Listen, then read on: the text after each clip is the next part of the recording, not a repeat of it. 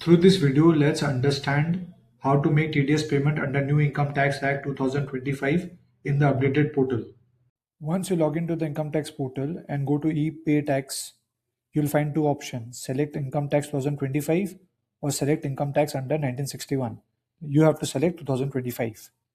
After you select Income Tax Act 2025, a new window will open. You have to select now New Payment. New payment, you have to select tax year as 2026-27 and select pay TDS and TCS. Here you have to select what is the nature of the deductive, whether it is a company or non-company, or resident or non-resident. Once selected, you go to the next window.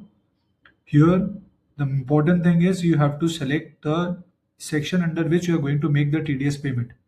Now you have to remember the sections have changed.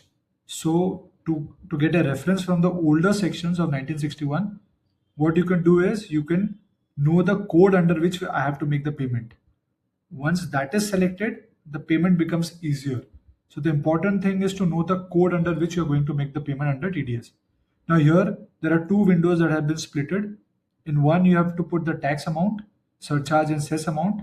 Once you put that and add it, you get another window. Here you have to fill in whether there is any interest or late fees or penalty. So basically the window has split it into two. One is for tax payment and one is for interest and fees and penalty, etc. So basically you can add two payment at once for different sections, and you can accordingly put the interest amount and go ahead with the payment. Once that is done, you can move continue, and once you do continue, you can accordingly select the bank under which you're going to make the payment.